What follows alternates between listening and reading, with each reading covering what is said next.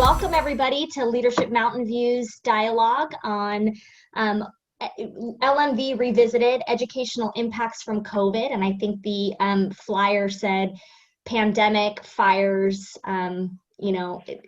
elections, movement. There's a lot to talk about. And a large panel, a distinguished panel of 11 people tonight. We are going to do our best to answer some questions as folks in the audience have them. I think we would ask that you either raise your hand on Zoom or chat the questions, and we will do our best towards the end to look at those questions and ask them. But we do have a set of prepared questions for our esteemed panelists, and we're looking forward to getting into some of the conversation tonight. I'm going to introduce myself as the moderator and then ask our panelists to introduce themselves and share a little bit about a headline, if you will, on how COVID has been affecting their work and bring them here tonight. I'm a community member. My background is in nonprofits. I'm a lawyer by schooling and a bleeding heart social worker wannabe by trade. I've been a part of the Mountain View community for over a decade, and I'm Leadership Mountain View class of 2015. And I have 3 kids, 2 of whom are in Mountain View Whisman. They were previously at Stevenson Pact and now at Landels under Heidi Galassi, and Ayande's here, and then Dr. Rudolph. And also I have my older son in Mountain View Los Altos High School at Mountain View High School, so high school district at Mountain View High School. So I feel like I come here with multiple hats and interested in this conversation. So let's open it up to the panelist introductions, and I'm wondering if it may make sense for me to just go alpha order, if that works for you all, and we'll go from there. So first up is Ayande Rudolph. Hi, good evening, everyone. Ayande Rudolph, Superintendent of Mountain View Whisman School District. Want to share a little bit more with us about, well, one about your career now, and anything that how have you been leaning into this moment? We'll start with that. Okay. I guess I should have put a couple more words in there. All right. So I've been superintendent of Mountain View Whisman School District for 6 years.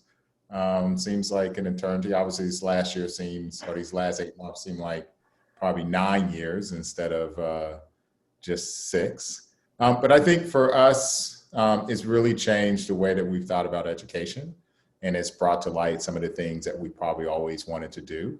But we view this, obviously you have the issue of not being reopened, but you also have some unique opportunities to do some things that we just haven't thought about.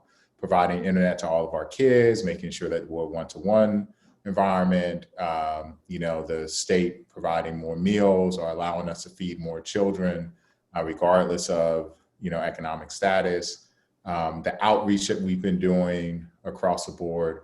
So I think there's going to be some positive changes that come out of it, as hard as that is to think about right now. But I think, moving forward, you're not going to be in a place where when you go on a vacation that you can't get an education, synchronously, or if your kid is sick or is hospitalized, that they have to catch up, right? There's going to be a method that they can get access, at least in our district. And so I'm really excited about that. And I think all of us is, I was talking with Shelley, who's our public information officer today, and we were talking about, we keep saying we want to get back to the new normal, but what we really need to say is that the new normal is what we don't know. And it's up to us to sort of make what the new normal is. And I think that's going to be true in terms of education and just in terms of life moving forward. We're never going back to where we were. I'm going to stop you there because I think that's a good cliffhanger for conversation to come. We're never going back to where we were. Dun, dun, dun. Next up is Devin Connolly from Mountain View Whisman School District. Hi, good evening. My name is Devin Conley, and I am the Vice President of the Mountain View Whisman School Board. The email we got said we had 5 minutes to talk about how COVID is changing education. I'll try to be shorter than that, but there's so many things I could say. Just a little background on myself. I was elected to the school board in 2018. I have a 7-year-old son in the district. I'm a former teacher. I even taught at Stevens Impact about 10 years ago for a little bit.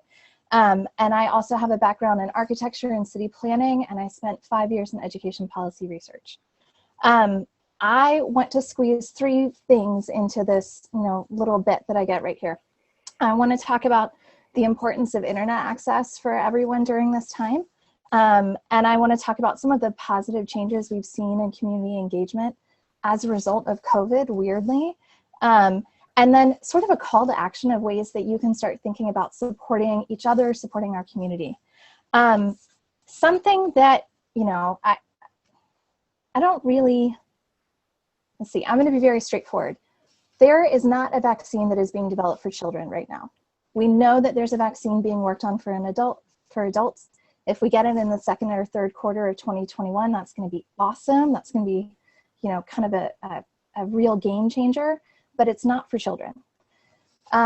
So we're going to see impacts of COVID in schools for a much longer time.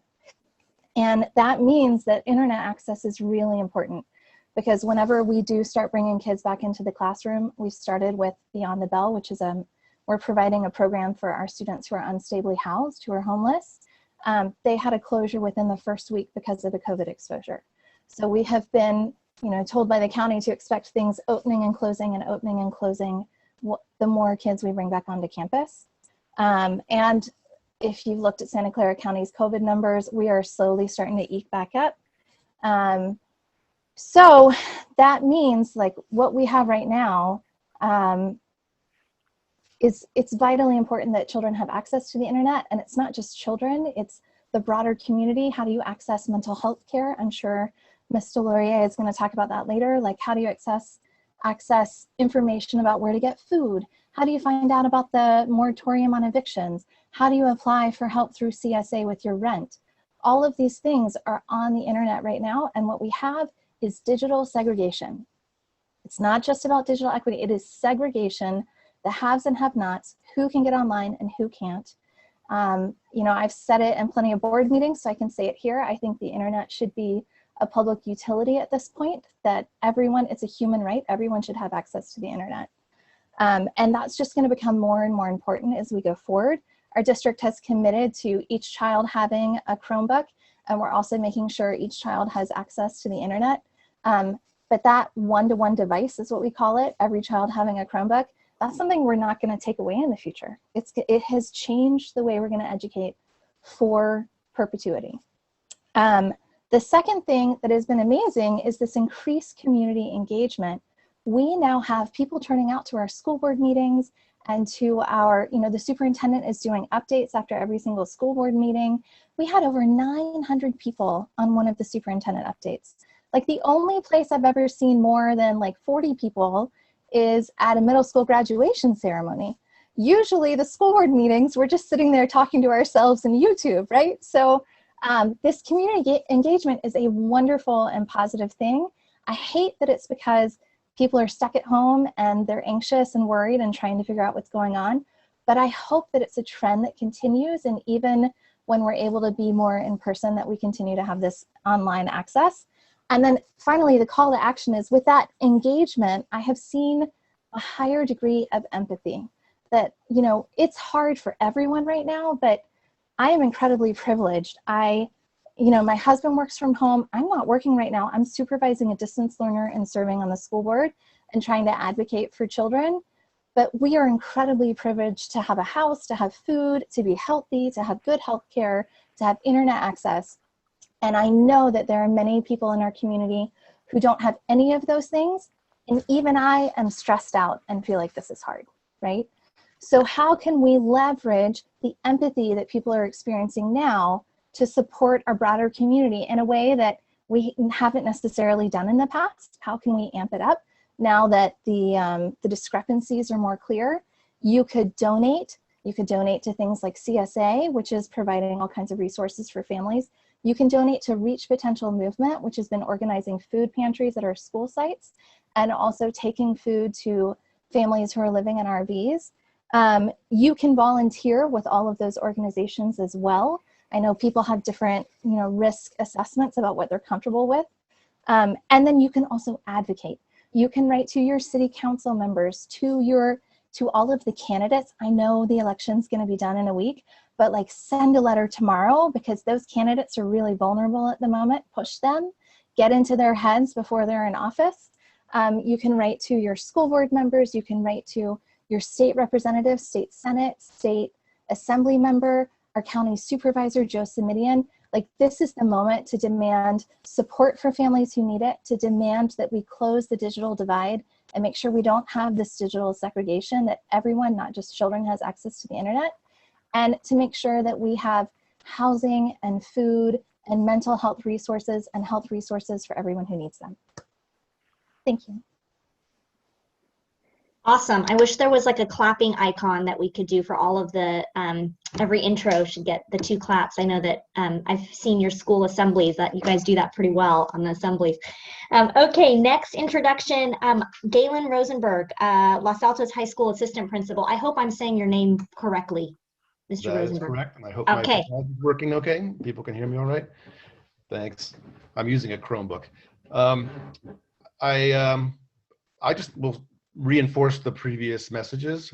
I've been a teacher since 1985 at Los Altos High School, became an administrator about 8 years ago, have focused a lot on technology and bringing it into the classroom. Terry and I have worked closely, and Stephen Hein, who's a colleague. We're very invested in the opportunities provided by one-to-one devices and the infinite, really, resources available on the internet to students. And I think the recent crisis that COVID has put upon us, like all crises, creates opportunities and new ways of thinking about things. And I completely agree that there are many, many things we're learning now that will be very valuable to us going forward to make education more meaningful, more accessible, more connected to the complete diversity of our student populations. And we can get to more details about that. Stephen, I know, knows a lot about the opportunities here, as does Terry. But I also wanted to reinforce the idea that what we're facing in this crisis is the revelation of things we knew, but maybe we were able to ignore, which is how many people don't have access to many things that Devin was talking about.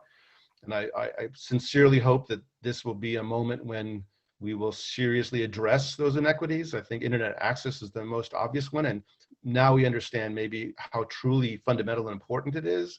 It would be absurd to imagine our families living in apartments without water or heat or electricity, and the internet access is at the exactly same level of essential need for families now and into the future, even when COVID's gone. Thank you for that. I really, I'm starting to write down themes and hear and applaud all of you for really focusing on this notion of never wasting a good crisis. And so I think that's a tall order that requires leadership. Okay, next up is Heidi Galassi from Landels Elementary, Principal. Well, hello, Heidi Galassi.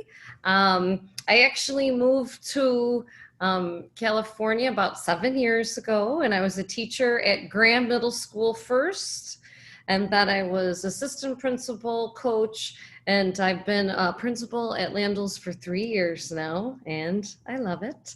And I really like, I'm going to build off some things that each one of you said. And I like how Aila said, you know, how are you leaning into it? Because you do have to lean into it. You absolutely have to lean into it. And I was just thinking, and it reminded me of a story that my friend used to tell, who she used to fly a lot, and she would say she left every week, and she was a consultant. She said, you know what, Heidi, when I'm on that flight and it gets bumpy, I look at the flight attendant. And if that flight attendant is like, oh, would you still like some water? And just walking up and down, she said, I'm fine. I feel okay. If it gets bumpy and I look at that flight attendant and she goes to the back and zips in and tucks in and all that, I'm nervous.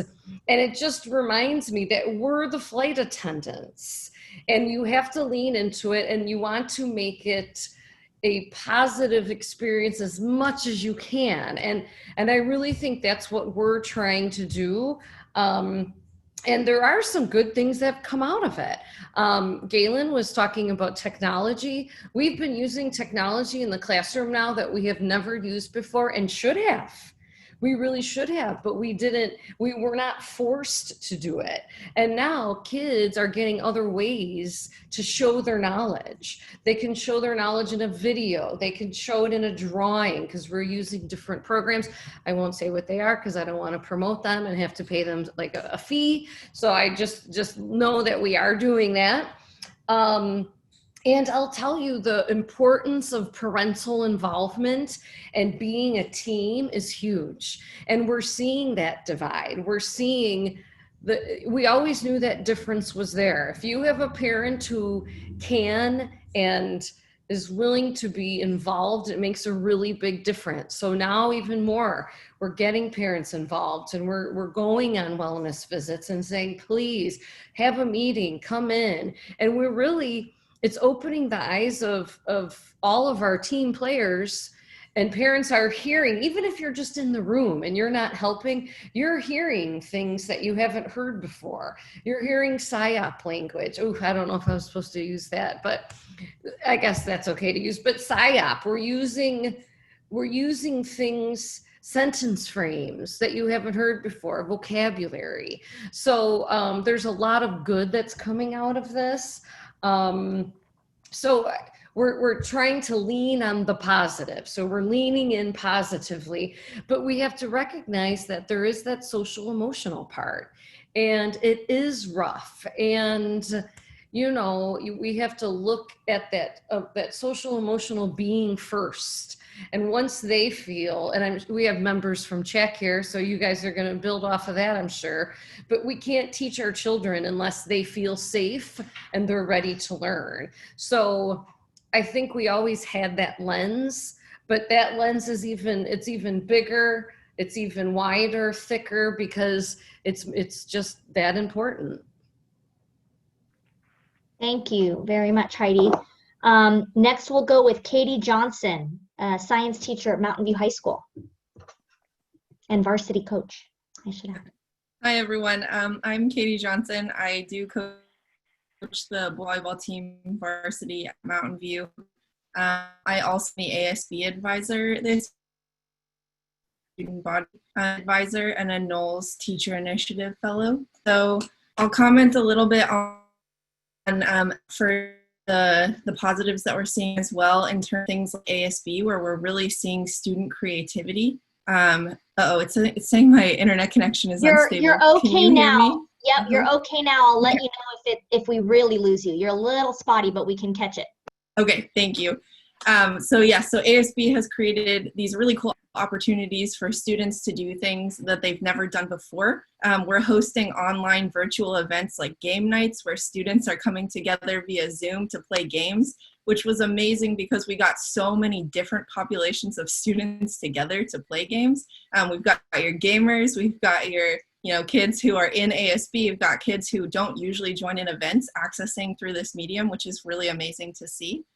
And then as well, just from the teaching perspective, there have been some really cool developments in terms of I think differentiation and providing students with educational opportunities that are really challenging them while also being right at the pace that they need, because we have this kind of multimodal space to provide students with access to curriculum that just fits really well, which is kind of interesting because it's kind of playing with the idea of school settings in general and really pushing on the idea that like assessments should be real world assessments instead of just a test where kids are memorizing. And so that's been a really unique opportunity, as well as with COVID giving us more time to collaborate with colleagues. There's just been so much interesting developments there. It's been really awesome to see.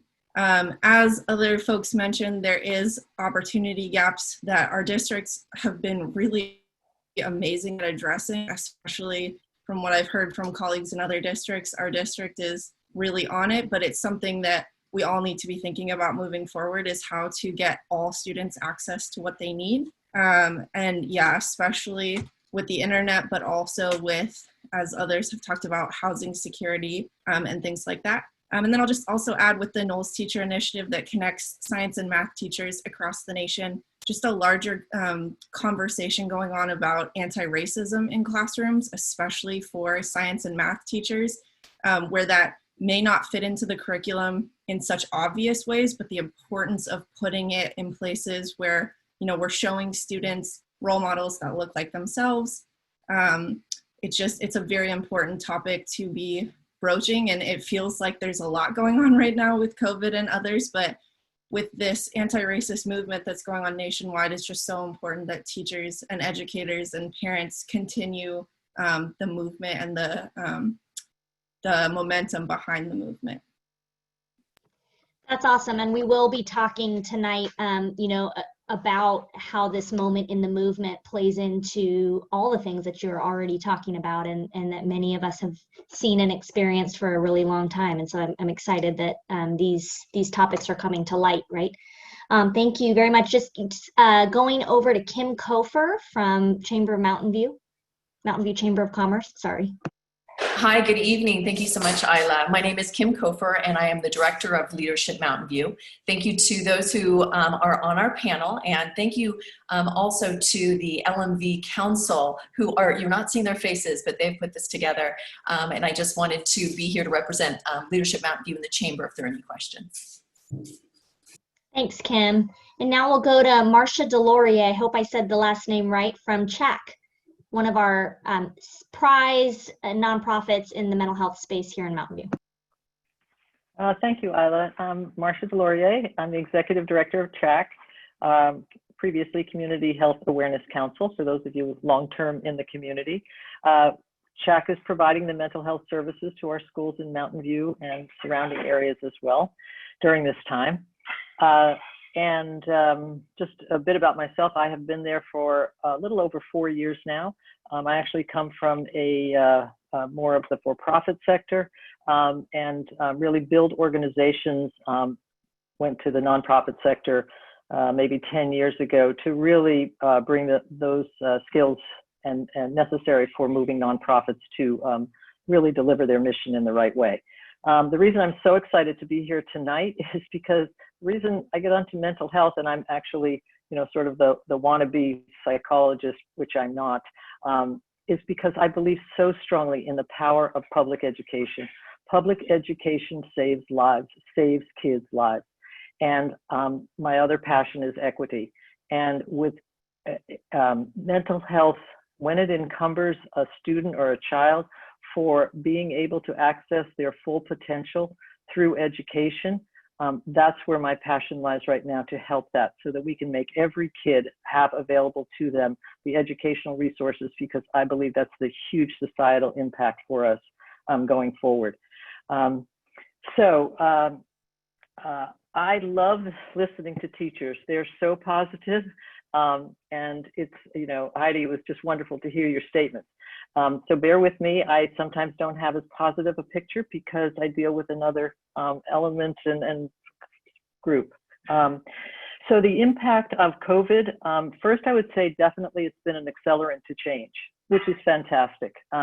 We moved to telehealth services within 4 days. We thought it was going to take us 2 years. It was on a strategic plan. It was going to take us 2 years. But we met, you know, 4 days we did it, just like the hospitals and the doctors and everyone else has done. Certainly not simple, because it's really retraining a whole skill set for an entire profession, just as I'm sure you're seeing in the educational profession. But definitely got us there, and gives people more access to our services. So where we used to have trouble getting parents on a call, it theoretically would be easier, but let me get to that in a moment. The other thing that's different for CHAC is that we have always had a huge long wait list, right, and services, and people would come to us for services. Now we're seeing, just like the hospitals and the medical facilities, and everybody's scratching their head about why are people not coming in for services, because we largely think because they're overwhelmed. So we have shifted to an outreach approach and have this initiative going on at CHAC for creating groups, responding to parents' requests that, you know, we really don't think we don't really think we need one-on-one therapy and counseling, but we need help. Can you help us? So we've started, I think we've just done our 4th webinar for the community, helping parents with tips and other resources, and just being there for them, right? Just saying, normalizing this really unprecedented experience that we're all having. So those, I think, are some of the positive things, the accelerant to change and how we've changed it. The really painful part is this, we've already touched on it, some of you, the disproportionate impact of this on our communities. And even though CHAC has always been on a sliding fee scale, and we don't refuse services to anyone, the volume of requests for reduced fees for $1 a session, 50 cents a session, $2. And I'll make a plug here, we rely on donations, and people can relate to, I don't know what it feels like to be hungry. And I know what it feels like when I'm driving past the RV and my heart breaks. It's very much harder to get people to understand what is the impact of a family that's falling apart, or parents that are seeing the substance abuse increasing, or the family that's turning, it's 5 o'clock, is it 5 o'clock yet? Can I have my glass of wine that turns into other things? So that is a bit of a challenge, but I won't dwell on that. So the things that we're seeing is the ambiguity definitely is leading into sort of chronic fears. We know the statistics are up. Anxiety is up 3 times as much as it was a year ago at this time. Depression is increased at 4 times as high. The CDC just came out with a recent study which falls in line with these types of statistics. The things I'm worried about from an educational standpoint for the kids is this disengagement.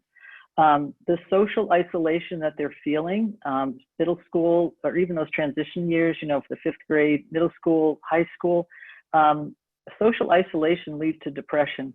And for anyone that it's affecting all of us. And if you're not being honest a little bit if it's not affecting you in some way. And we've got an election coming up, and we spent the day talking about how are we going to be there for this community in another week. Kids seem to be motivated by that magic that happens at school, right? And so how do we keep up the magic, right, when the school isn't there? The biggest change that we've seen, and talk about learning to really appreciate the district, is we used to rely on administrators and teachers for referring students, right? They had their eyes and ears. They knew what to look for. And all of a sudden, we now are trying to teach parents, here's the signs to look for your child that you may need services, or that they may need some help, or just come and talk to us for 20 minutes. The other issue that talk about the disproportionate impact, when we're doing a session on telehealth, we have to have emergency contact available. So a child, imagine how difficult this is for a therapist. They're on a session with a child, and that child is expressing some level of suicidal ideation, and then they drop off the screen. Where are they? What has happened? And so we need a contact. Getting a parent, parents and families are overwhelmed right now. So if you've got a parent that is working, that is not paying attention, we know the kids that are home alone, we see this, how are we, it's trying to balance that responsibility, ethical responsibility for ensuring that we have a contact there for that child, at the same time wanting to serve that child because we know they're home alone, or we know that a parent is not there, or that the 11-year-old child is babysitting the 9-year-old child at home. So these are all kinds of new issues that have come forth to us that we really have to rethinking all kinds of policies. So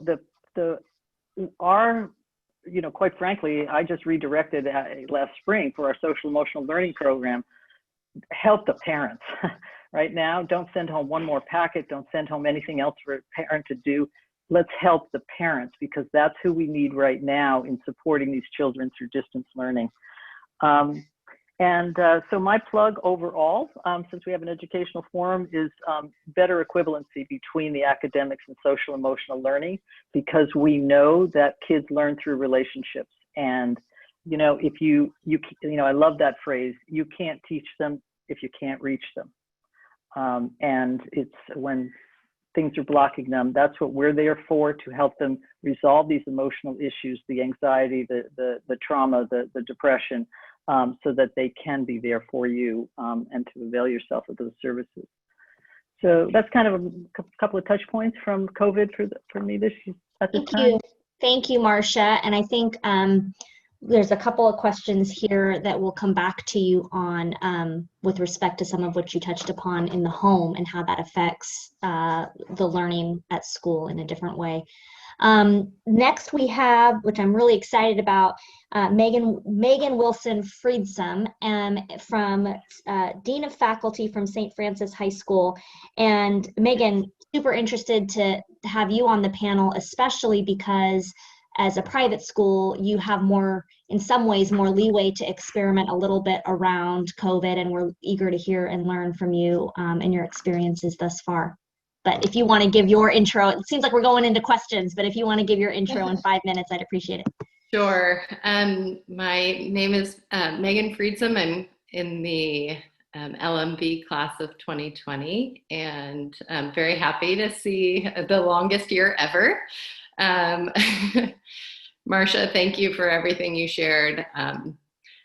What I will say is that, you know, I'm taking notes on everything that you're saying. I'm nodding along with you, and there is so much connection between private and public school, and sometimes it feels like we're doing it on our own. And one of the, like, probably, this is to encapsulate everything in 5 minutes, not going to happen, but I was planning to, I'm Dean of Faculty, I run professional development, I also teach AP English, I mentor new teachers, I observe and evaluate our teachers. One of our friends, Jocelyn, shared via our LMV group an article yesterday about, like, don't expect normalcy, right, for our teachers and for our students. And this has been sort of our mantra, and it's something Ayinde said at the beginning as well, is like, you know, there will be no return to normal. And I think managing the expectations of people to help them get there is a large part of this. And not that there isn't something nostalgic about normal, right? And a really understandable reason to sort of crave that. But I work on educational innovation, and there is so much reason to move forward. And there is this lovely accelerant to change. And there's also a lot of hard stuff, right, that comes with it. So on the accelerant to change side, I would say on March 10th, I was planning to do professional development the whole day on meaningful assessment. I'm big into blurring the lines of education, trying to break down silos and look at how students learn. We've been moving away from traditional assessment for years, and that's really helpful right now because there's not a really good reason to give a test over Zoom. But we, of course, changed that day very quickly, and it became, this is not a if, but a when. And when I brought new teachers on campus in June so that they could see their new school that they would not be teaching in, we walked in the library and there was a little lone microphone from this day that I had when I told everyone that it was happening within days and not just sort of like a possibility of happening.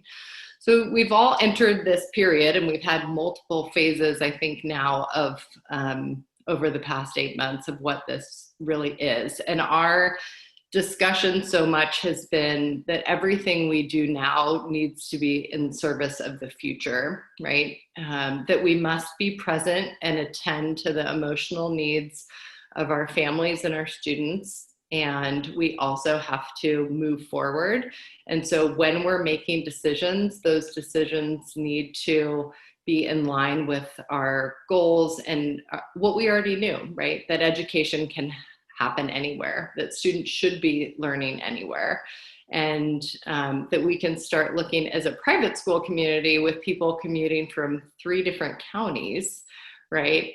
And when we look at what, from my perspective, I'm a secondary educator and mother of 4 boys, age 22 to 3. So we've got a lot of educational perspective in our house between a college graduate and a preschooler and everything in between. But when I look at what, high school education has been for our teenagers, and how it continues to increase in pressure, like how do we really start to use this moment to break down the silos that have forced our teachers and our high school students into playing the game for college that then really ends up being unmanageable. So we look at sustainability and what does our future look like? We've already been talking about doing blended education. Can we start to look at that long-term as a solution?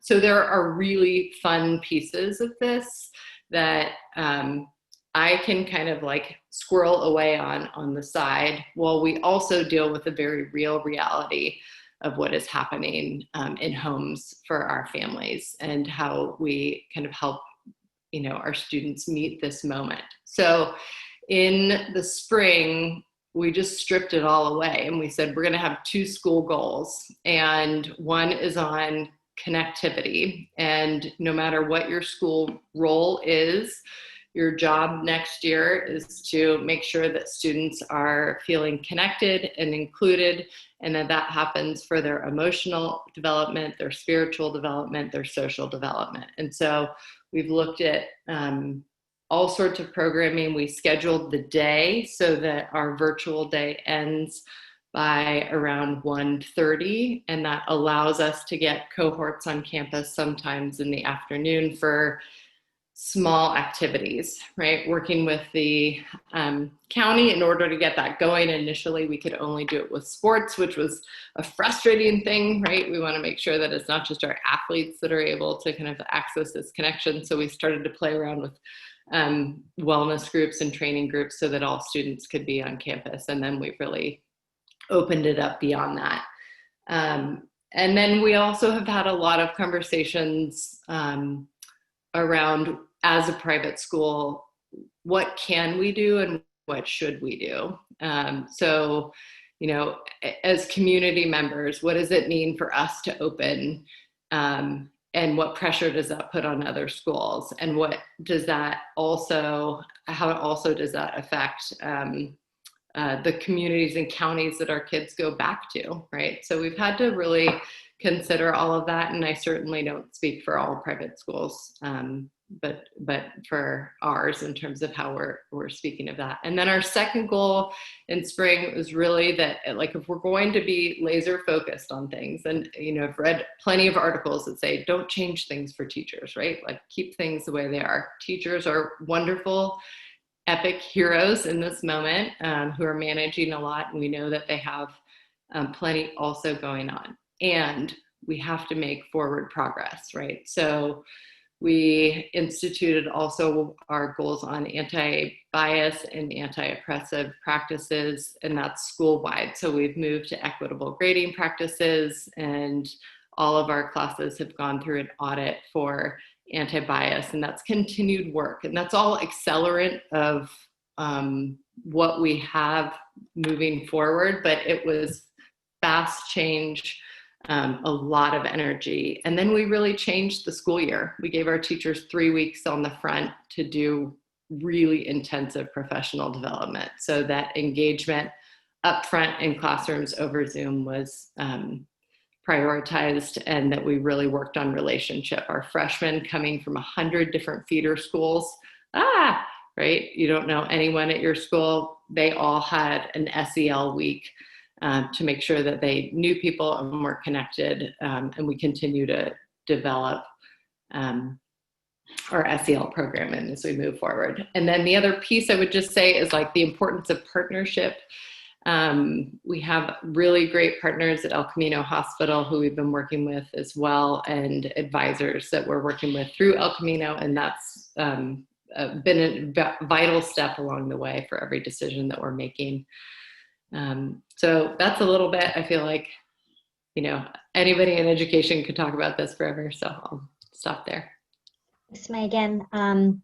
Yeah, interesting to see the types of sort of, I know you have your own challenges, but with enrollment and everything else, but the flexibility that you've been able to have is, I think, probably my guess is some squares of this Zoom room are a little envious of some of the conditions that you might have. Thank you for sharing. Rachel Skiffer, head of school for Khan Academy. Thank you for being here. Sure. So I'm Rachel Skiffer, the head of school of Khan Lab School, which was founded by Sal Khan of Khan Academy. And so we are in our 7th year of existence.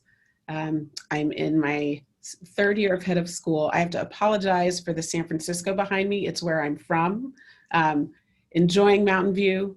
It's very great. And also being part of the Santa Clara County, just in terms of the support around getting the school open in some ways. And so it's been interesting for Khan Lab School. I talk a lot about the next normal, is that it's really stress tested our model as a school.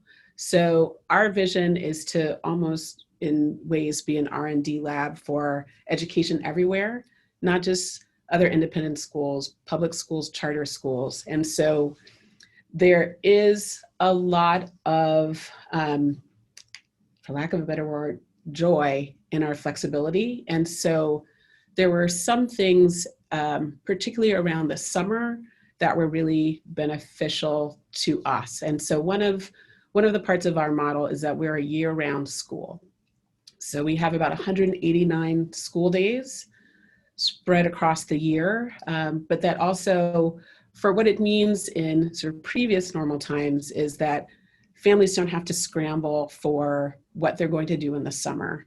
We have a program, we focus on skills. So if students want to do other things, they don't feel like they're behind in content.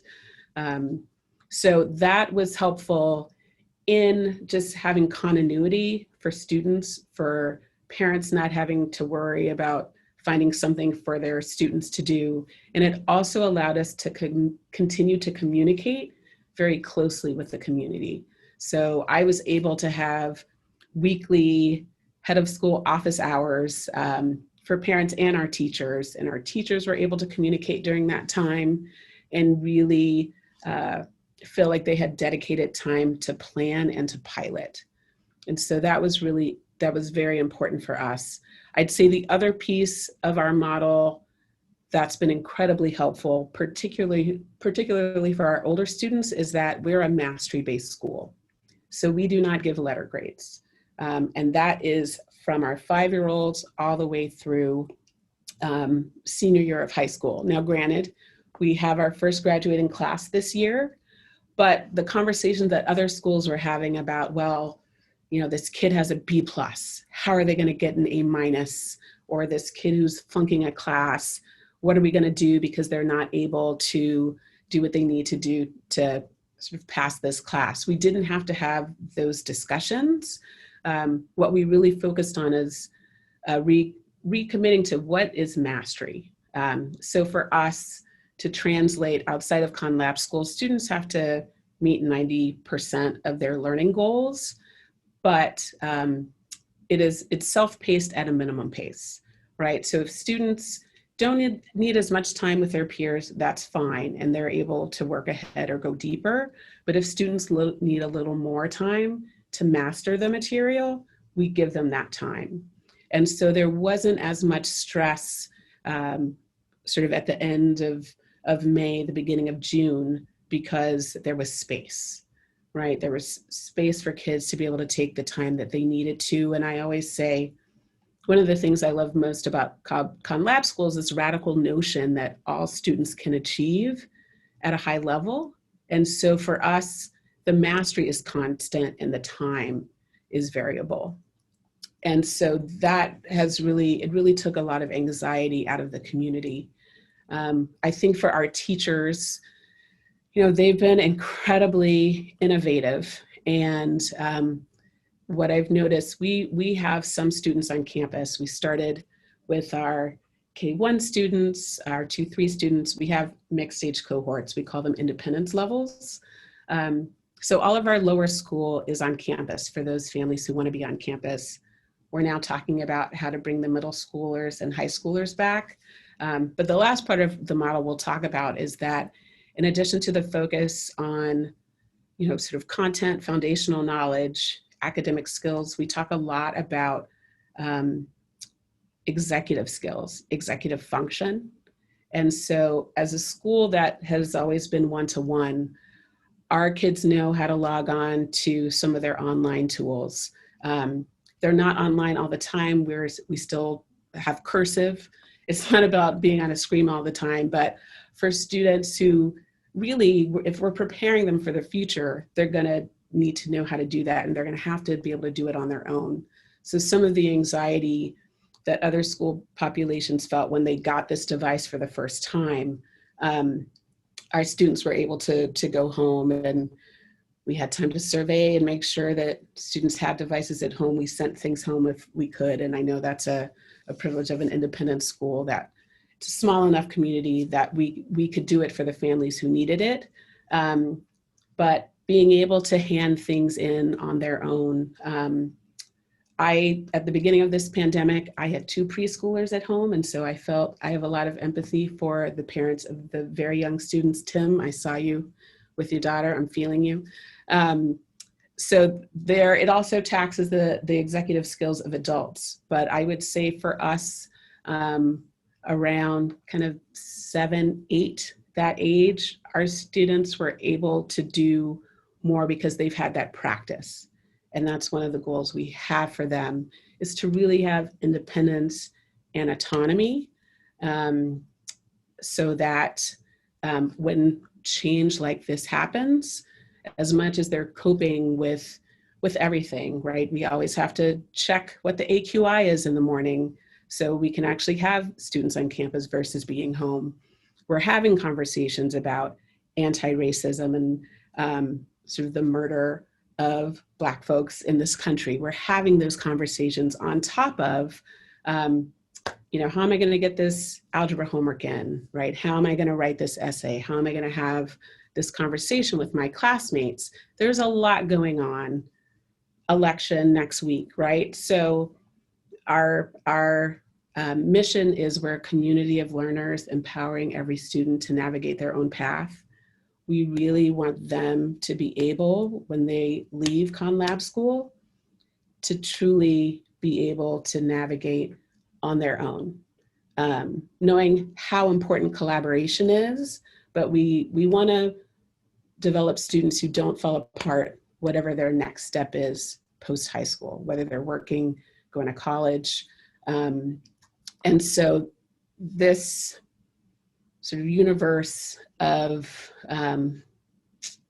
everything that's happening in the world right now, it's been really helpful in reaffirming some of the things that we're doing as a school, knowing that we want students to have the tools to be able to deal with things that we can't even imagine they'll have to deal with, whether it's next year or in 10 years.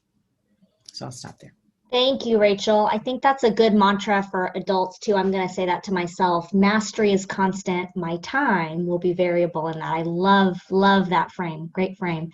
Next, we have Stephen Hein, who, Stephen, you're kind of like the dream teacher of the moment. You're science, STEM, and tech reacher for Los Altos High School. So I am very intrigued by your title. Welcome. Yeah, hi, Stephen Hein. So I am half a science teacher, specifically physics, and then the other half is various forms of engineering, robotics, otherwise. And then, yeah, I'm the technology, engineering, and design department coordinator at Los Altos High School.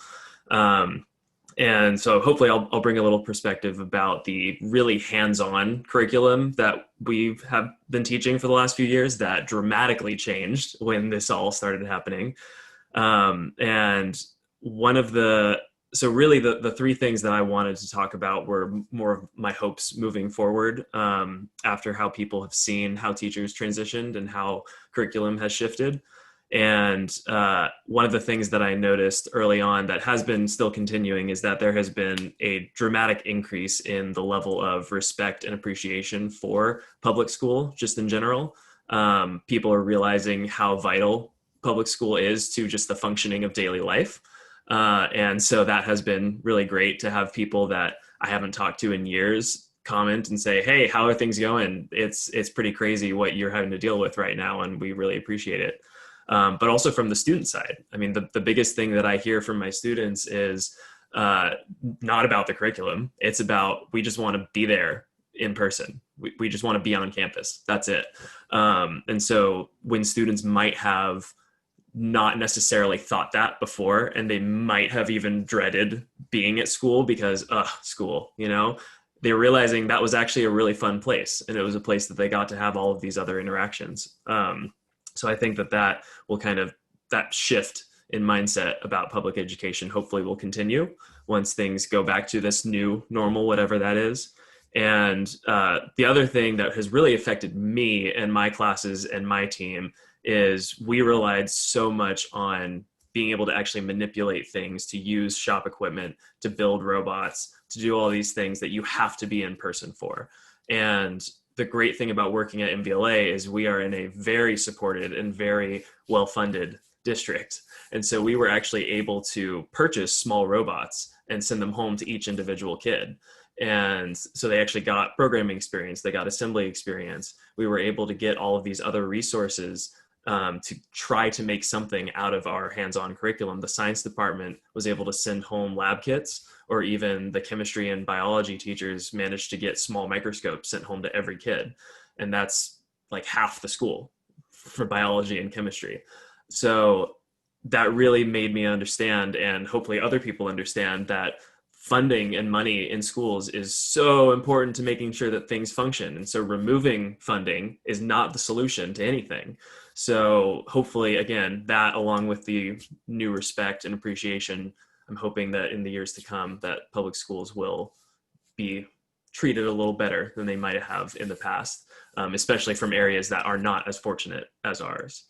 And the last thing, and this has already been said a little bit, but this really forced teachers and course teams at the schools to completely rethink how they were teaching their curriculum, right? And that's been said before.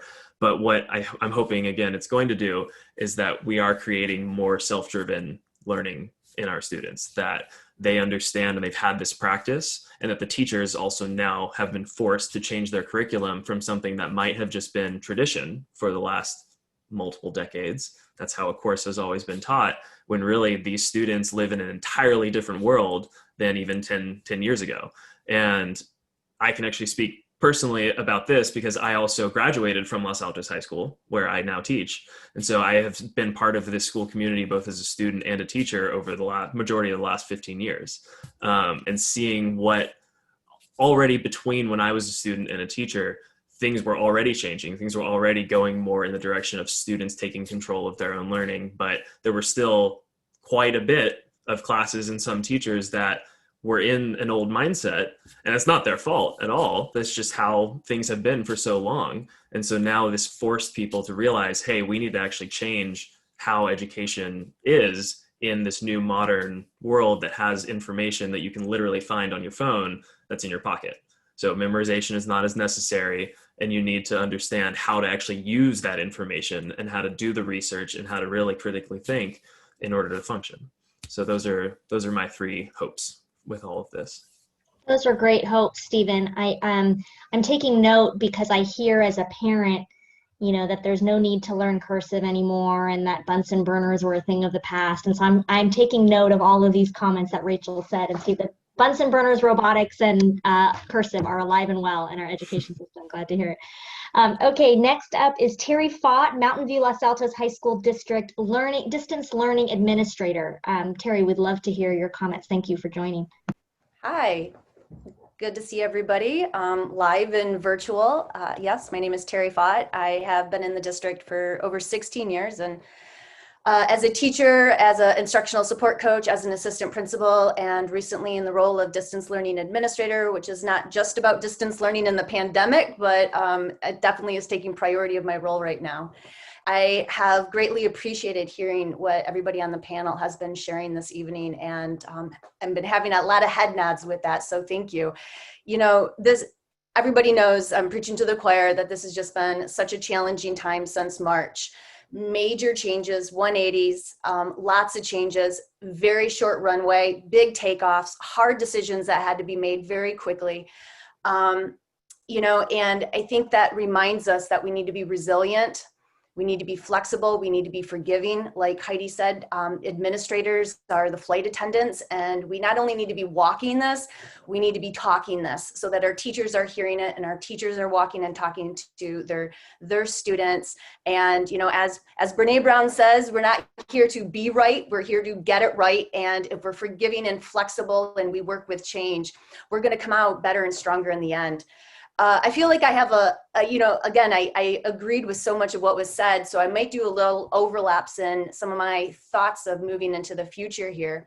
I do agree with what a few folks have already shared, in that this physical separation and distance learning and going into shelter in place has highlighted more than ever how we need to infuse social emotional learning into our academics, making it a lifeblood of academics that amplifies learning and wellness of our students.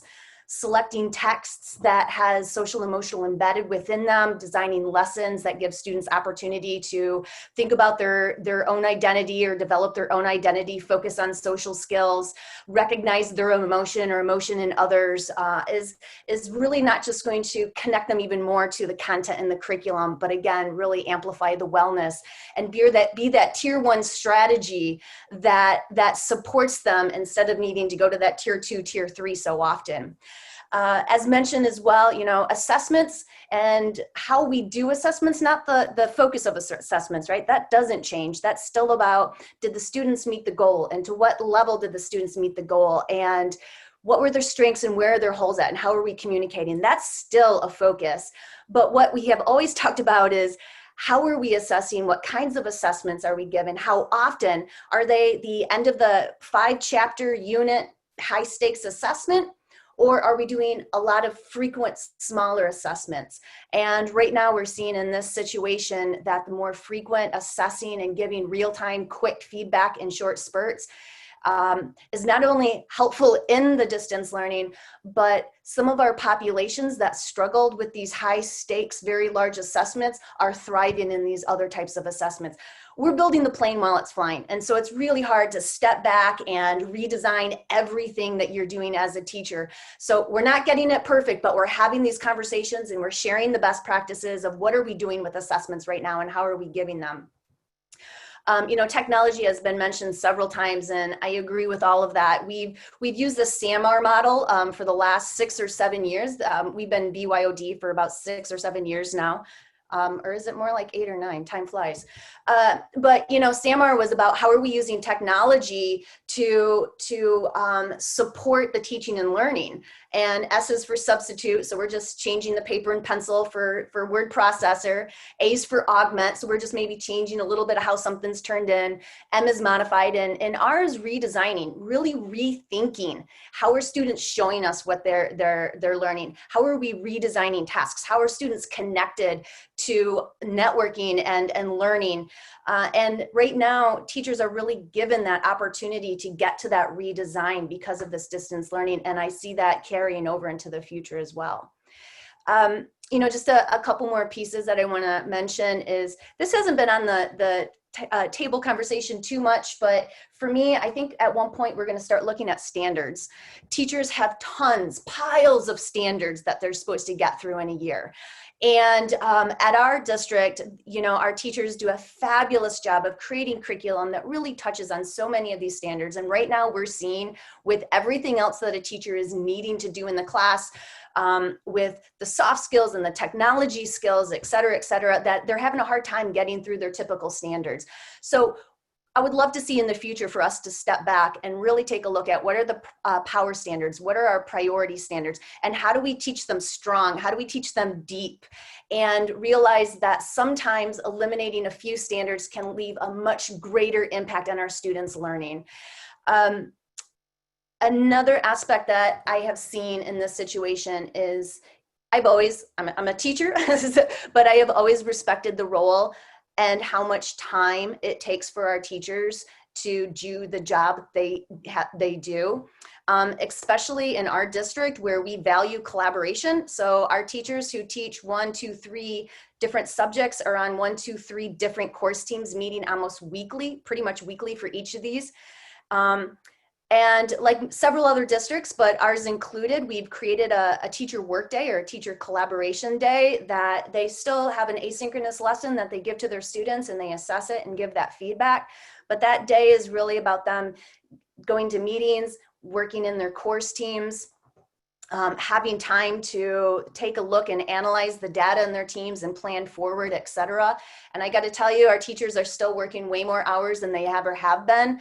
But I think this is really important for society and, you know, everybody in education to really understand the amount of time and work that it takes a teacher to do their job, and expecting that they can do it from 8 till 4 with a 50-minute little prep period in between with all the emails and the meetings and the redesign that they're asking. I've really appreciated seeing the schedule revamp.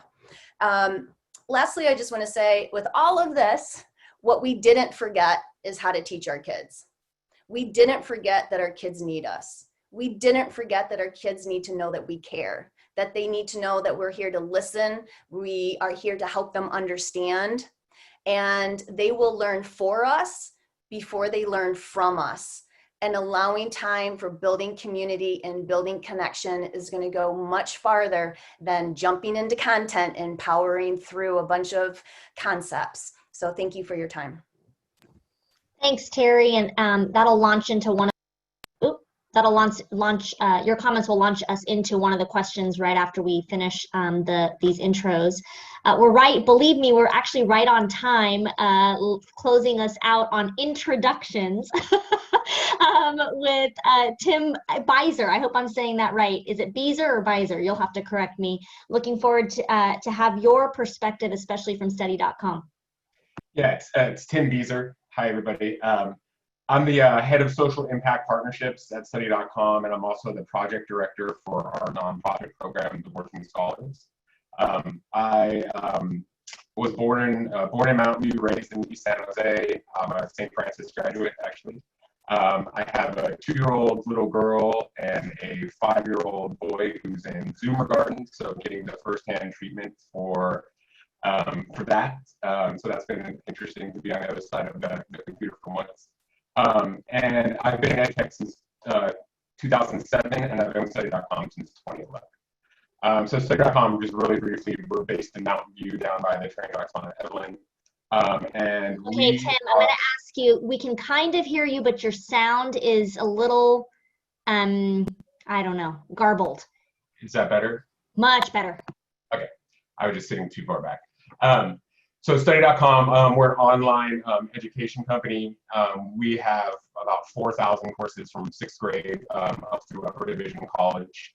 And we basically essentially have a subscription model where people come on to our site and utilize our curriculum. About 1/3 of those subscribers are teachers. You were good for a minute, and then there might be some magic. I don't know if you're touching your keyboard, but it was working for a second, and then you started to get garbled again. Sorry, this is one of the many joys of the time that we're all in.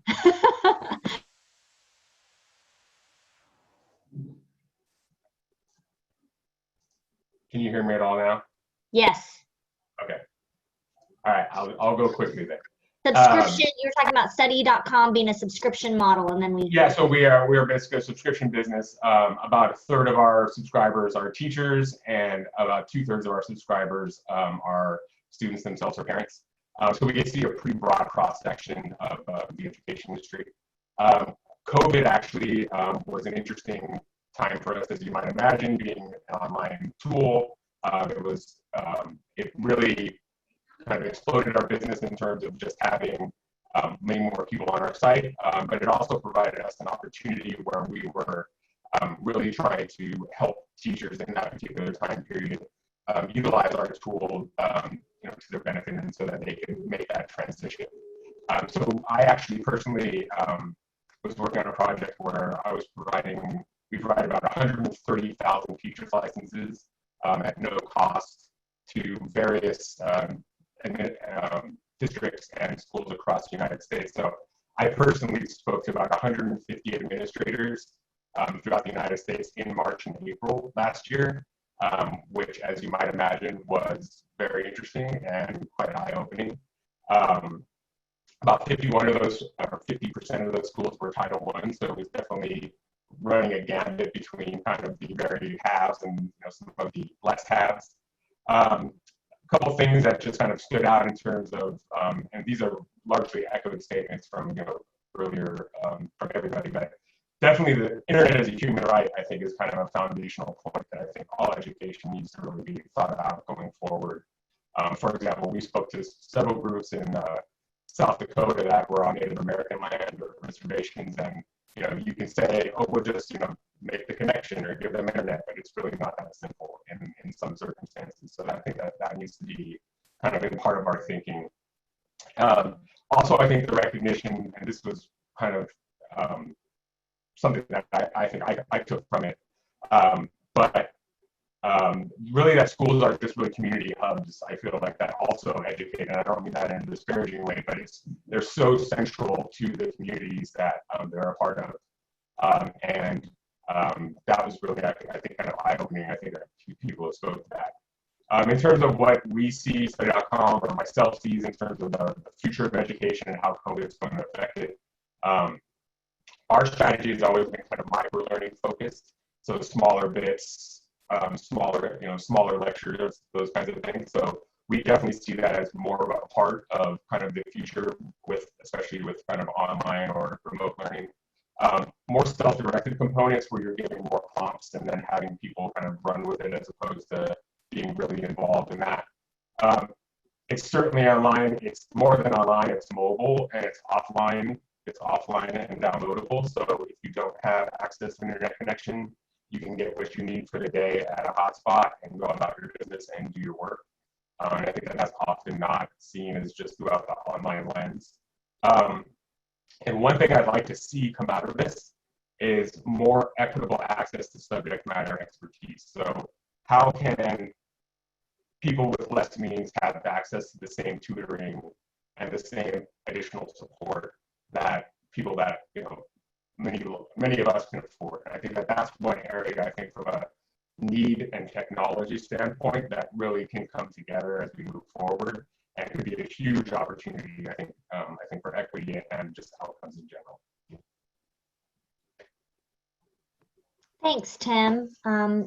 Thank you to everybody for your opening comments on a very difficult time. I appreciated both the balance of sort of the optimism and have a running list of, I think, the frame that Devin started us off with in terms of some of the positivity and some of the calls to action, and then also really appreciated, Marcia, your lens of really helping us, which we all know, also anchor in the disparities and the disproportionality that many of our community members experience in this time.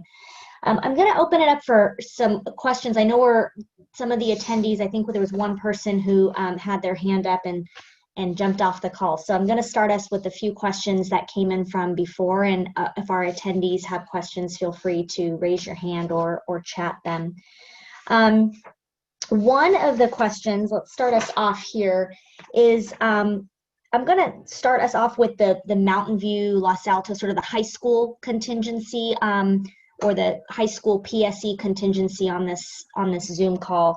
There's a lot of anxiety, I would say, from the high school constituency of parents around how might colleges see this gap year or years, as Devin reminds us, in terms of the vaccine sort of grim realities ahead. And I'm wondering what, I guess there's two questions. What is any intel or conversations that you are hearing around that realm? And two, what are you all doing in this community to help create some of that runway and that connective tissue for our students that are headed and close to heading into college application processes? So I'm wondering, does anyone want to jump into that question? Okay, let's do Terry and then Galen. Go ahead, Galen, you had your hand up first. Sure. We can do this tandem. This is another opportunity, I think, because, and I think this is very tied to what Marcia is talking about. A big challenge our community had before COVID was the levels of anxiety that students were experiencing related to their academic experience. And this is not all students by any means, but a significant number of our students were living in a world where the perception is the zero-sum game, competitive game that very few people are going to win, and they need to take all the possible AP courses that they can, and that if they aren't the winner, they're the loser. And that's just not true. It's a culture that's built up in our community, and not just in our community, that is very unhealthy and actually is not a valid picture of what the college experience is going to be like for most people. There's tons of research to show that, and probably the members of this panel would demonstrate, that it doesn't matter that much where you go to college. It matters a lot that you go to college. And, you know, sure, you can buy a lot of access to wealthy and powerful people at a certain number of colleges, but once you get past that level, if you get a good experience in a BA and perhaps go beyond that, it doesn't matter. And this is an opportunity for our community to come to understand that and look at their educational experiences, an experience that's a learning experience for its own sake. And what Rachel was talking about in terms of removing grades, I'm sure that her community, or she herself, her parents wonder, am I taking some kind of risk? Is my kid not going to get into college? My experience is that colleges are actually somewhat more rational organizations than we think they are. They actually live in the same reality that we do. They know that the students who are going through the pandemic right now are getting a different kind of education, one maybe where their SAT scores or AP scores wouldn't have been as they were, and they're just going to deal with that, and they're going to have to accept students into their colleges. And it may be a time for us to turn a corner on this issue that's been so difficult for so many students. That's the optimistic take of that. I'm not sure. I'm sure Marcia can point to lots and lots of experiences that would suggest that we're not there yet. But as Terry was saying too, and maybe I'll just pass the ball right here, so much of what we're coming to understand, I think this is my mantra, less is more. There's so many ways we can go into greater depth and create greater meaning and create more valuable experiences for students, not by just piling more things on them or them asking us to pile more things on them, but finding ways to go into greater depth, create greater connection, find real meaning. And where you're going to get to college and what that experience is going to be like, that's a whole other thing, and it's going to be fine. I can't tell you how many times I talk to parents in a meeting where they're freaked out about their kid going to college, and I'm going to tell them in complete and total honesty, it's going to be fine. And Terry, you can pick it up from there. Thank you. No, I 100% agree with the values that we need to continue to talk about and instill. I'll just take a slightly different angle of what do we know, how do we know? Both sites have a college career center staffed with a college counselor and a college career coordinator, both highly trained, extremely professional, and tightly connected and networked with private colleges, UCs, and CSUs. They're meeting, this is underestimating, weekly with colleges to learn about the process, learn about the change. They are giving Wednesday workshops to students. They're setting up one-on-one meetings with families. They're doing lots of outreach, and they are in the know of what colleges are saying right now, what colleges are saying for next year, what colleges are saying for the years to come. Some of the messages that I've heard, because I pick up the phone and call them often. I'm working with an Option B virtual high school program at Mountain View High School and have some seniors applying. And I know that they are very knowledgeable and they're very connected. And colleges understand that alternative programs are being set up, alternative grading systems are being set up. They themselves are questioning, like we are, traditional formats like the SAT Galen talked about. And is it really an academic assessment, or is it a privilege assessment, right? And I would just encourage parents to also tap into the resources that the high schools have as they're valuable resources that can really support a lot of the questions and the anxiety that they have. I'll also mention the College Career Centers and our counseling department meet on a weekly or monthly basis, I can't remember, with their department meetings. And so our high school counselors are also very knowledgeable about what the colleges are saying. I get pegged in a lot of emails, and they're constantly floating around articles that have came out from different colleges that have given updates on where they're at in the process. So again, tapping into the resources that the schools have, either through the high school counselor or the College Career Center, will be a great place to get some answers. Thank you. Thanks. Yeah, go ahead, Rachel, and then we'll go to you, Megan. Sure. So I am married to a college counselor in an independent school in Los Altos Hills, and I used to do college admissions and financial aid at a school in the Northeast. That's all I will say. But one of the things, especially as someone who came from a large public school in San Francisco, one of the things that really broke my heart when I did college admissions was receiving an application from a student who participated in every club, and they took every AP, and they didn't realize that their application looked like thousands of others because you couldn't see the passion, right? What are you really interested in? It's the rare student who's going to take AP everything just because they love everything, right? So it's this sort of race to the top, race to the bottom. And Conley School is part of this national movement. It's called the Mastery Transcript Consortium. It's private schools, it's public schools, it's charter schools, because what colleges are telling us is, one, there's so much grade inflation, it's really hard to determine what a student knows. And then the other piece is that students are showing up so burned out that they're really not able to function in college. And they've so used to jumping through hoops that when you really ask them about what they care about, what's the subject they love, and students have it, right? But they're trying to play this game. So this is an incredible opportunity for sort of particularly high school seniors and juniors, not only in this country, around the world, to really show and demonstrate what it is they love about learning, who they are, what a difference they're making in their communities, what difference they want to make in their college community, because that's the magic sauce. There are tons of kids who get rejected from schools with perfect SAT scores and perfect GPAs because they haven't spent the time to reflect kind of who they are as people. So this is a moment to reset that.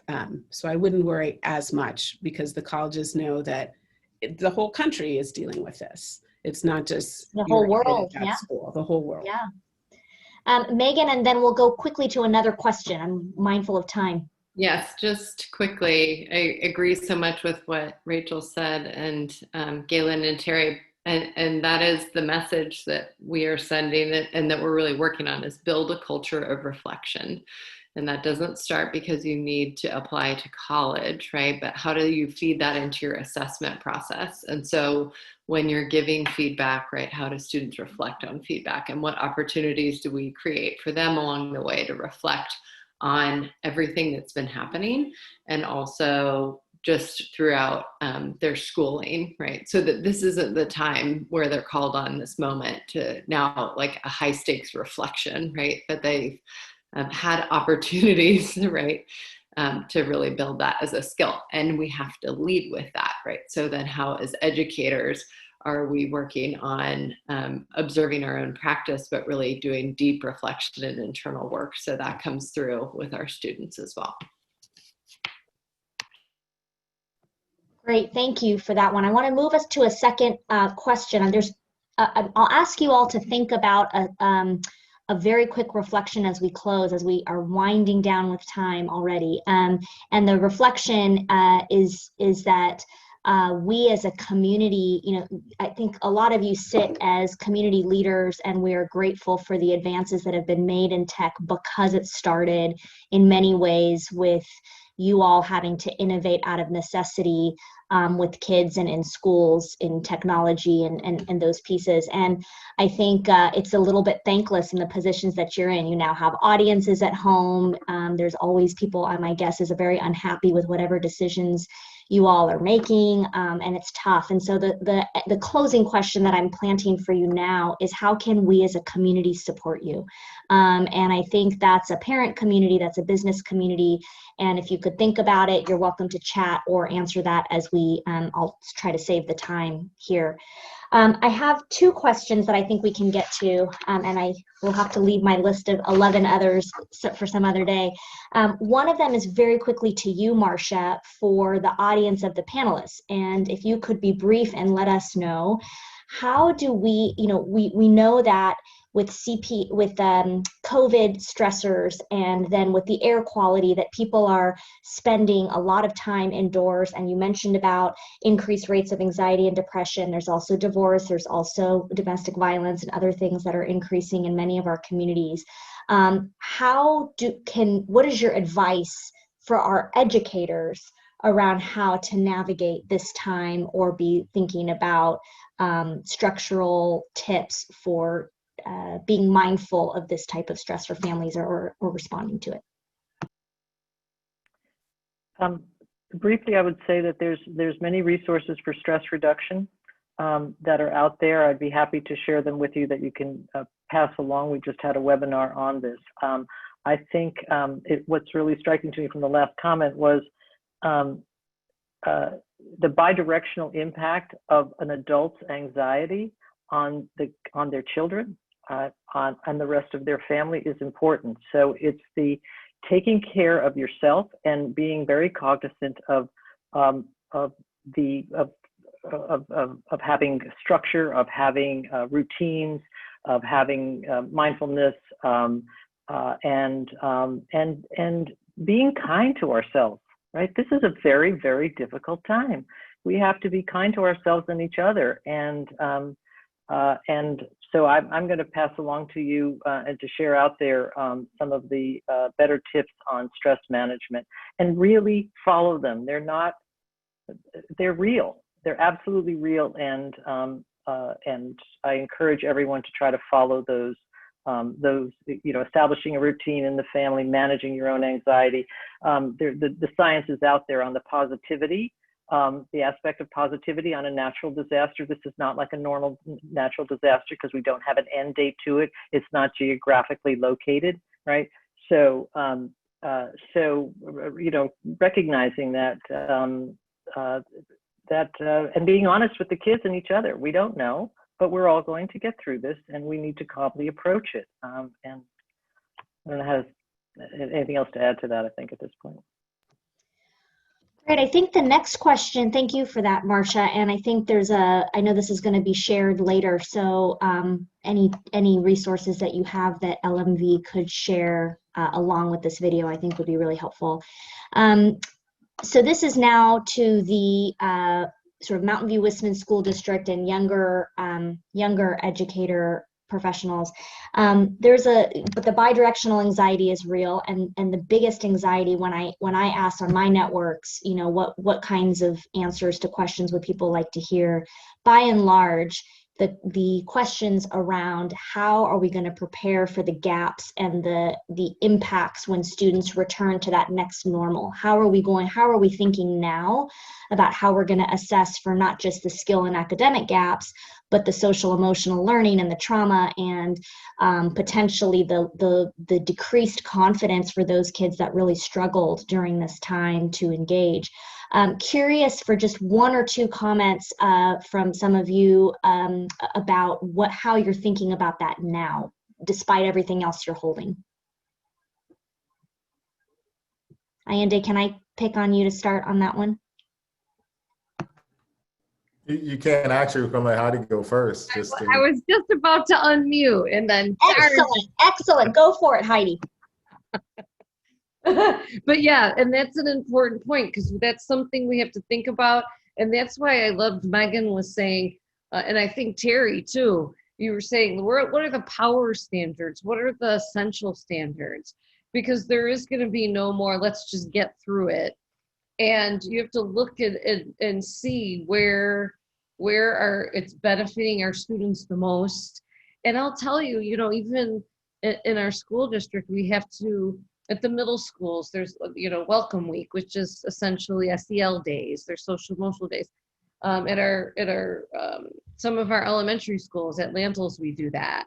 And we're building community because that is going to be important. And the confidence piece, there's scaffolding that has to happen. And Megan, you're a professional development leader, and there needs to be professional development because the efficacy of our teachers is what is going to build the efficacy in our students. Let me just piggyback on that piece to say this notion of what will be needed with professional development and how to sort of assess and create that culture and pick the power standards. I like that. I think, Terry, you also brought up this notion of, looking at, I wrote down sort of, you didn't say this, but looking at teacher ratios and classroom ratios. I mean, I'm even looking now at all the things on asynchronous days that get turned in and the increase in grading and planning that must occur. What is being done within the confines, I guess, of the state system to try to push back against being able to have smaller class sizes or, increase the student to teacher ratios, thoughts about, or decrease, I should say, the student to teacher ratios. Is there any commentary on what's happening at the state level or the county level around this type of issue?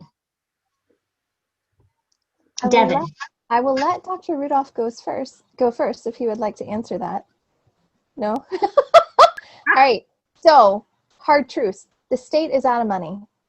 There is not a magical ship with billions of dollars that is going to come and let us have twice the number of teachers and twice the number of schoolrooms that we currently have, so we can have every single child back full time at a 15-to-1 ratio.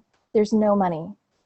I think at the federal level, the HEROES Act is sitting in Mitch McConnell's drawer, and it had some significant funding for education supports as well as broadband support in it. And it's not gonna pass anytime soon if we get any type of stimulus money. So the state really directs the federal stimulus money down the pipeline, right? Like they took the money from the CARES Act and they figured out how to divide it up amongst counties and school districts and city governments and all of that. If any stimulus gets passed before, mid-January to February, it's going to be very tiny and kind of focused, and it's not going to have the amount of money that we would really need to shift things, I think, dramatically in education. That being said, we have a lot of really resourceful, creative, resilient minds in our district office and at our school sites trying to figure out ways to make this work. And that's where I can hand this off to Dr. Rudolph within the means that we have, because we're really limited in terms of funding right now. Yeah, I think, being creative is probably the name of the game, right? We've seen autistic kids, or kids with autism who are now thriving in this setting. And we've seen kids who are really struggling, right? And I think what we are starting to realize as a group is this sort of, the in-person model was a one size fit all, right? And now the distance learning is a one size fit all. And, I in our team meetings, sometimes I'll quote Siddhartha Gautama and just say the path to enlightenment lies in between the two extremes, right? And so I think part of our challenge is going to be, as we think about class size, and as we think, because, there's still going to be someone next year who's going to be afraid to send their kid to class because there are 30 kids sitting in there. That's just a reality. So there's still going to be this need to have something, right? Some other type of format. And I think that's where we leverage, not to be Pollyanna, but we leverage the things that we're learning right now to sort of understand what comes next. The other thing I will say is just this, going back to your old question, the question before this, is that, you know, we often, I think we've taken for granted what schools do in terms of acculturating kids and socializing kids, right? And, you know, I find it interesting when I'm walking, if I take a walk around the district office or if I'm going somewhere, that for the most part during the day, kids are sequestered inside. And I get why they're sequestered inside, right?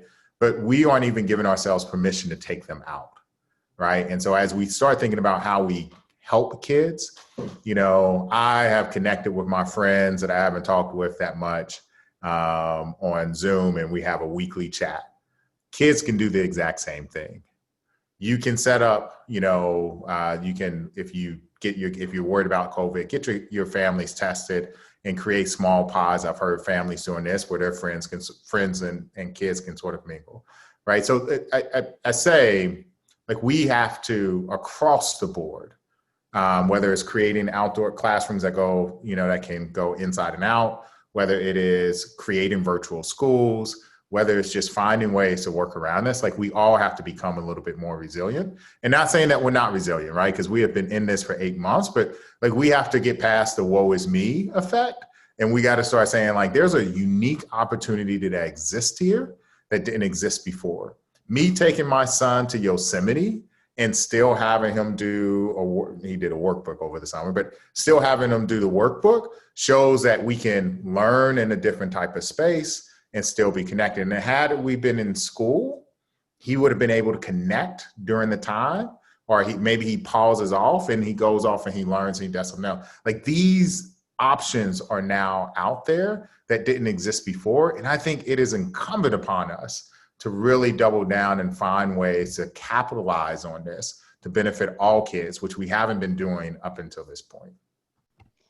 I know I appreciate those comments, and I'm mindful of the time, and so I will ask the sweeper question. We're a little bit over, but I think this one's a good point to end on, which is, in order to do all these call to actions that you all have mentioned, close the digital divide, you know, continue to look for as accelerants to change, to, you know, double down on parent engagement and innovate and look at mastery and stress testing that's happening in our schools. To do all of that, we still have to deal with the equity issues and the structural racism and the things that have led us to a place where there's disproportionate impact. And so this final sweeper question is not just a call to action on how we can support you, but how we can support you to rise in this moment for all families and all kids in our community. And so if you could each just really look at a 1-minute answer to this, I really would like to close with your call outs to how can the community rise and support us in your fight for equity.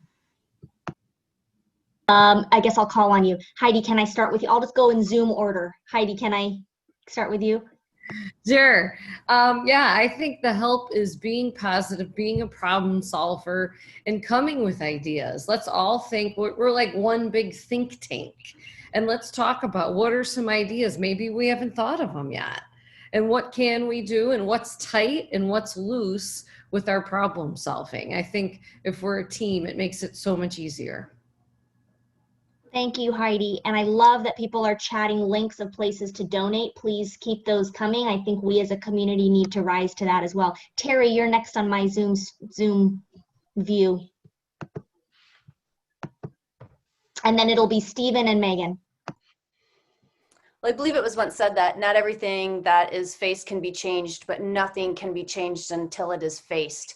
And I think now more than ever, we have to face our inequities, our racisms, our biases that are within the school system, within the structures, the policies, the practices, and the community can be allies with us, to walk with us and understand that that means some people are supported in different ways than other people in order to get to a more equitable outcome. So walk with us. Love it. Stephen. Yeah, so my comments more from the teacher perspective and less of kind of the entire system, just because that's who I represent, that's who I deal with every day. It is extremely helpful to just piggybacking on the ideas before, stay positive about everything. To hear the frustration of your student, I know is very difficult and can be very frustrating for you also. But if you feed into that and you continue to spiral that negative emotions, those negative opinions, that doesn't help anything.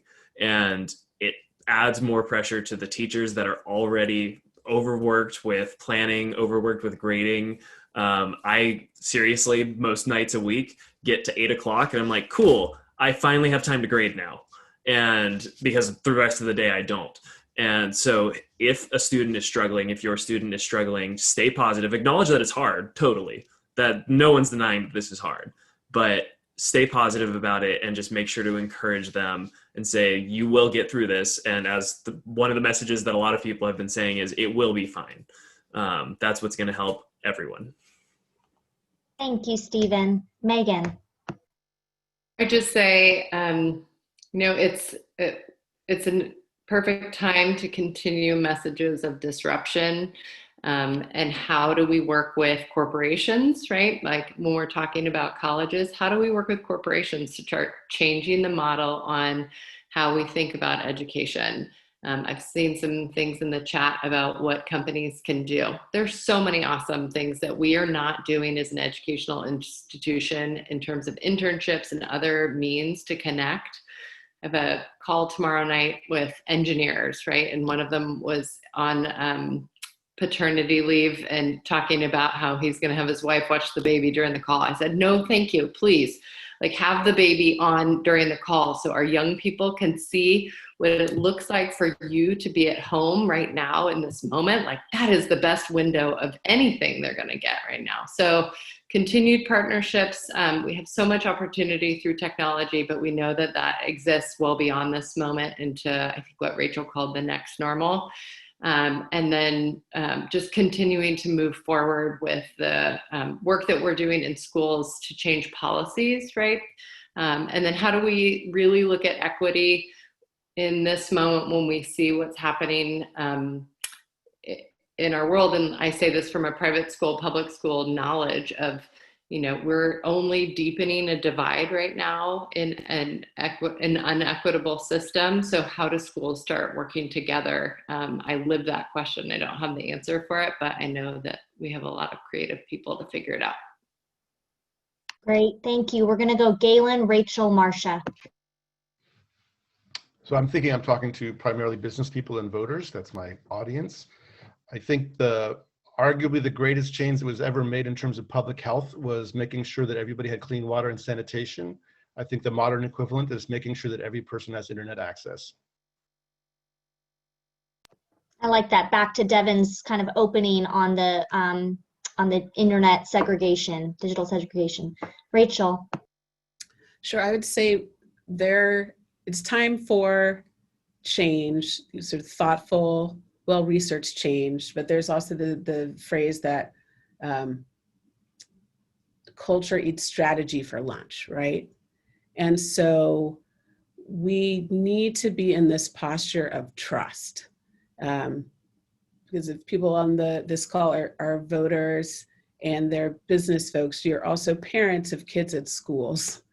So trust your school, trust your teachers, trust your admin that they are being creative and innovative and collaborative and are trying to solve some really meaty problems and allow them that space to do what we've been charged to do.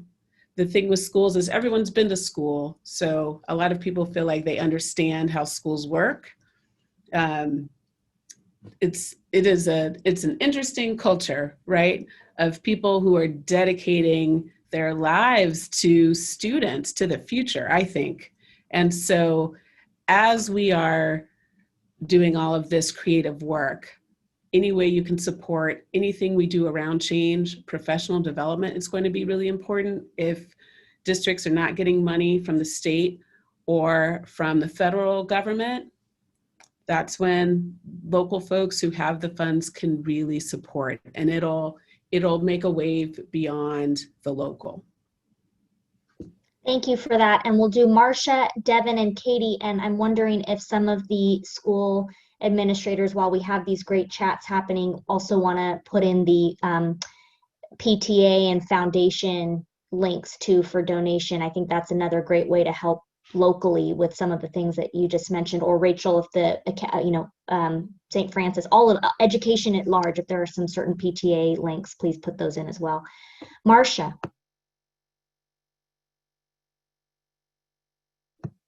Lost you. There you are. I would start three things. It's so imperative that as a community, we come together around the equity issue and inclusion. We've started this institutionally within our organization. Do the hard work yourselves, right? This is hard, painful, difficult work, and it must start with each one of us individually. That's my first thought. The other one is around relationships. We are going to get through this by connection with one another, building community with one another, and that starts with individual relationships with one another, within your own family, and then reaching out. Of course, being able to normalize it and reach out and say, I want to talk to somebody for 20 minutes, reach out for help before it becomes a crisis. And lastly, I'm sorry, but I have to say this, it's funding. Help me to put other mental health professionals in the community and in the schools, because the schools can only do so much, and we raise the rest of it. It is really comes down to funding issues that we've all recognized. Thank you. No apology needed. Absolutely, now is the time for those who can to be able to think of the greater community at large and open up in service and in funding, time, talent, and treasure. All right, Devin, Katie, and then Kim. I'm not sure if you want to say anything before. Okay, and then we'll go. Dr. Rudolph will close us out for the night. Great, thank you so much. So, everyone has pointed out already a lot of great actions to take. I have been posting into the chat links to CSA to donate, links to Reach Potential Movement to donate. Marcia posted a link to CHAC to donate. Also the MVAF Foundation, the Mountain View Los Altos Foundation, these are all things you can do. When I get anxious and stressed out, what makes me feel better is taking back a little bit of agency. And what I have been doing to take back that agency in this situation is figuring out something that I'm passionate about and I care about, and I'm going to focus my energy outside of everything else on advocating around that issue. So I co-founded the Digital Equity Coalition with 5 other school board members in the county back in March. Find something that, if anything stuck out to you tonight that was really, it resonated with you as a person, reach out to any of the panelists here. We're always happy to talk, I'm sure. I'm just, throwing you guys out there. Reach out to your community members and figure out a way to start pushing on that action. We are only as healthy and safe in our community as the most vulnerable among us. And the pandemic has made that crystal clear. We should have always known it, but now it is absolutely a matter of life and death. So advocate, donate, volunteer, do what you can, take it and run. Thank you for tuning in tonight because you're already engaging. Thank you, Devin. Katie and Dr. Rudolph. Awesome. So I would echo everything that's been said. Would also just like to say again that the MVLA, PTSAs, and the foundations help teachers out so much. They reduce our class sizes for incoming 9th grade classes, specifically English and math, which are those foundational classes where it's so critical for teachers to have smaller class sizes to be able to really help students work on those foundational skills. So that's a great one. There's also an equity alliance that was recently formed at MVLA. It's led by student clubs, students of color, and teachers of color. And I think it's just so important that we listen right now and we back them because they know what needs to be done and we need to support that movement. And then lastly, Dr. Bettina Love just wrote the book on abolitionist teaching. She started the Abolitionist Teaching Network. There's so much great information out there right now that her and her colleagues are putting forward. And so now is just a really great time to educate ourselves about what's being done and what teachers of color are calling for, because they know what needs to be done, and we just need to start listening and stepping up. Awesome. Awesome resources. Thank you for all of those, Katie. Okay, Ayande, you're up. Well, shoot. I guess going last, I mean, they've already said all the good stuff, right? So Been the bookend of this event. Bookend, yeah. So I will say a couple of things. Probably four, right? So number one, make sure that you thank, your child's teacher or anyone who's working in education, regardless of the field, right? If they are, whether it's a nurse or anyone who is sort of on the front lines and trying to keep things going, they deserve our thanks. Second one is, I would say, we need to continue to connect with people. We need to support each other in this time, and that supporting each other means we support small businesses, we support Main Street, but we also support each other's families. We connect, we make sure that people are checking in. I would say that I know I don't want to speak for everybody else, but I'm in a very fortunate position. I know I have a paycheck coming at the end of the week. And so I feel like it's a moral obligation to give back, right? Whether it is through tithing or paying alms or whatever your religious faith is, but also by giving out to different organizations that really need the help so that they can do the good work. There are churches, there are organizations, there are community centers that are doing a tremendous job of feeding everyone across the board to take care of these other needs that we're not talking about. There are companies that are giving away meals, and so we need to support them in this endeavor. The last thing I would say is that it's time to get off the sidelines. We have for years been standing on the sidelines, and if we go back, and this isn't just over the last 4 years, but if we just take the last 4 years, whether it was immigration, whether it was kids being locked up, whether it was offenses to women, whether it is, offenses to African Americans, you name it, it has been tossed at us. And we sit there and we get enraged and we get passionate about it. And then we walk away because something new is on Netflix. And now that we realize that there's nothing new on Netflix because you have hit the end of the Netflix streaming, no matter how much new stuff they put out, there's nothing else for you. Get up, get off the sidelines, and just be passionate about the one thing that speaks to you. You don't have to be passionate about everything. You don't have to push yourself in every regard. You don't have to become a super person, but you can choose your one topic and you can be bullish about that. And you can be an advocate for that and you can push it further. And that is ultimately what we need, right? So the journey of 1,000 steps starts with one. So just take that first step right there. I love it. That's a great way to end the night. I really just want to salute all of you and thank you. It is, 8:49 and Stephen probably still has grading to do. So I really appreciate all of us as a community coming together on these issues in really difficult times, but especially this Zoom room of leaders with our most precious cargo of our next generation, which is our kids. So really grateful to you all. Hope that the Zoom fatigue is something that, we can help you with as a community. And I like the notion of, getting passionate about something as a way to fuel ourselves and heal ourselves, I think might be a really great and beautiful thought left by all of you. Thank you, and I think we can jump off now unless Kim or Courtney has any other LMV comments. It's well past time. Thank you very much for staying on longer. Thank you very much, everyone.